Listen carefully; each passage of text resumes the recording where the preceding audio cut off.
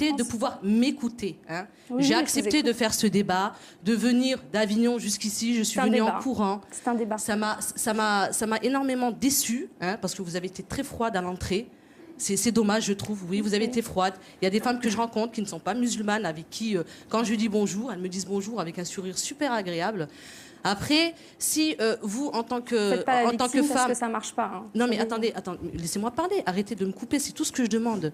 Je demande simplement peut-être d'expliquer à tout le monde ou de vous expliquer à vous que derrière ce voile, il n'y a pas des femmes soumises, il n'y a pas des femmes séquestrées, contrairement à tout ce qu'on peut dire. C'est des femmes qui ont décidé de faire un choix.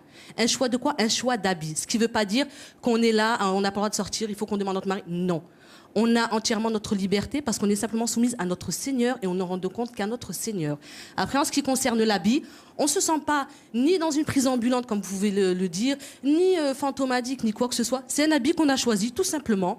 Et pourquoi venir faire un débat ou une polémique dessus alors qu'on n'a rien demandé au peuple? On demande simplement de vivre notre foi et notre croyance. Mais le problème se pose, pardonnez-moi, c'est moi qui vous interromps, le problème se pose aujourd'hui dans la mesure où la classe politique se pose des questions sur le port du voile dans la sphère publique. Alors si par exemple il y a un contrôle d'identité, vous faites quoi? Écoutez, parce que ça peut troubler l'autorité. Oui, non mais... Je ne peux pas identifier la personne qui passe.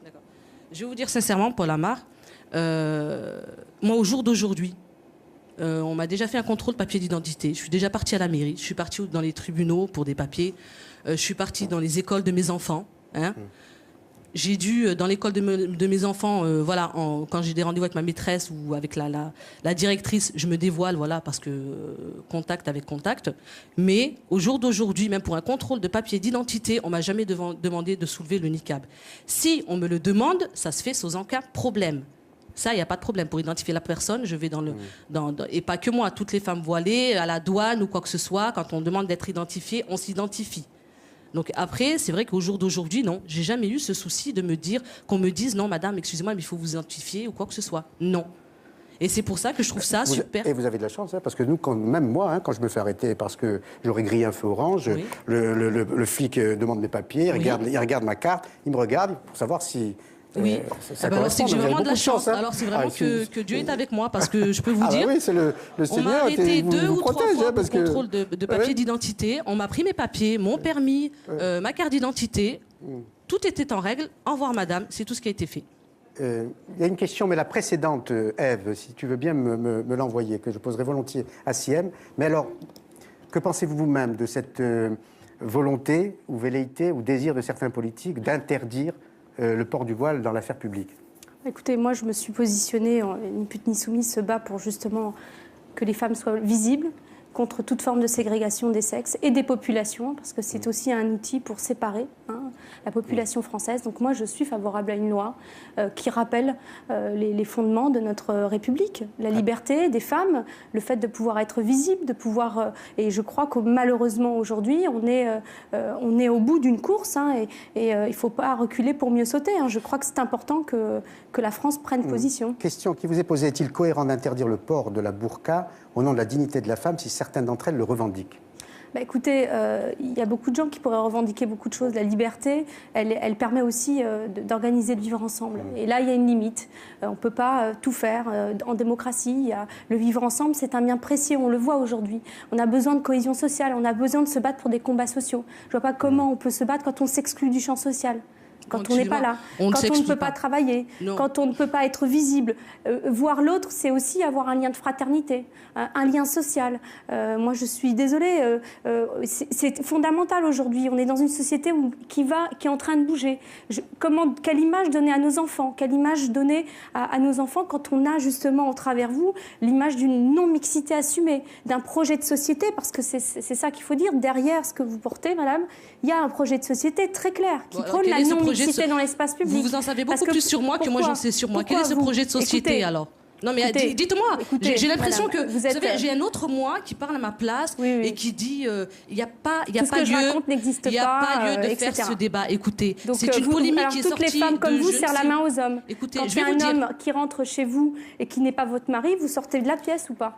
Je veux dire, le quotidien, parlez-nous de votre quotidien, attendez, parce que je vous crois que êtes les en train- Français ont besoin de Je n'ai savoir. pas à me justifier sur mes actes et mes Et faits. ce qu'il est important, madame, c'est de bien séparer. Vous l'avez dit tout à l'heure, mais vous Oui. avez redit quelque chose qui n'est pas Redites-moi ce que correct. j'ai dit, alors. C'est que l'islam n'a rien à voir avec ce que vous portez. Il faut le dire. Ah bon? Pourquoi aujourd'hui, D'accord. moi je le dis, vous stigmatisez la Parce que religion vous, musulmane, en tant vous que musulmane, stigmatisez les attendez, musulmans, excusez-moi, vous, et en je tant suis que musulmane, désolée, et je c'est pas voudrais possible. qu'on Donc, vous recentre êtes un venu peu parler sur les pour droits des vous-même femmes. et, voilà, Expliquez-nous je vois pas comment, pourquoi est-ce que je vais, comment ça se passe au quotidien en tant que femme. Attendez, moi je suis venue, je vais pas venir. Écoutez, je me suis pas justifiée, j'essaie d'expliquer au monde entier, si on peut dire que voilà, ça fait 10 ans que je le porte, je suis libre, c'est mon libre choix, que c'est pas ça qui m'empêche de discuter avec des hommes, c'est pas ça qui m'empêche d'aller faire mes courses. Qu'est-ce que vous voulez que je vous dise? Vous voulez que je vous dise comment je vis dans ma vie, comment je fais? Est-ce que je suis là pour... Non, je suis pas là pour me justifier. Je suis simplement là pour dire que moi, loi ou pas loi, cette loi passe ou ne passe pas. La majorité des femmes qui portent ce voile resteront avec. C'est un choix, c'est notre liberté. Si vous, votre slogan, c'est ni pute ni soumise, moi, mon slogan, c'est le niqab, c'est ma liberté. Mais est-ce que... Alors justement, mais imaginons que le Parlement vote la loi et qu'avec l'accord du gouvernement, il décide d'interdire le port du voile intégral, hein, entendons-nous. Donc vous le continuerez, si j'ai bien entendu ce que vous dites, de le porter. Écoutez, si une loi vient passer pour interdire le port du voile intégral, d'après ce que je sais, on aura accès à tout. On pourra faire une loi pour arrêter la pornographie, pour les piercings. Tout ça, on pourra y avoir accès. Rapport, moi, si cette loi... Quel Écoutez, rapport avec... quand vous décidez de faire un piercing, c'est votre choix. Vous allez dire non, c'est au nom de ma liberté. Vous aurez des associations qui vont se battre pour dire ah non, elle est en train de se mutiler. Au nom de sa liberté, on va l'aider à ne pas se faire des piercings. Voilà. Moi, au nom de ma liberté, au port du piercing, madame. Oui, ben écoutez, allons dans la folie.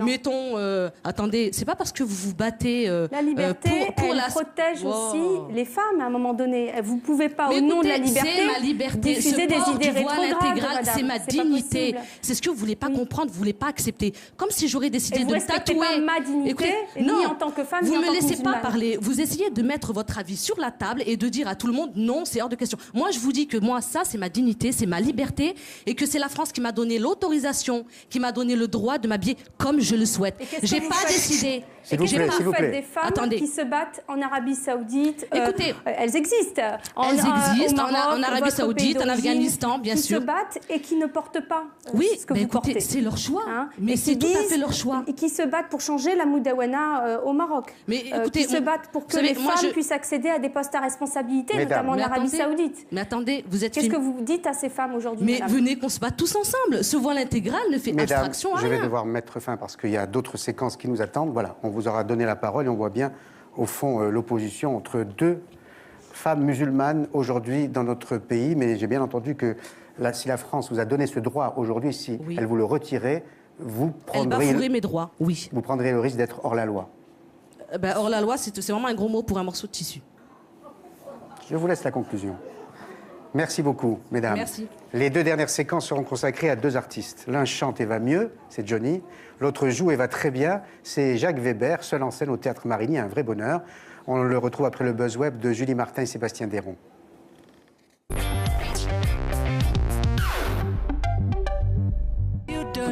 Vous connaissez Jason Mraz? Découvrez la version ukulélé.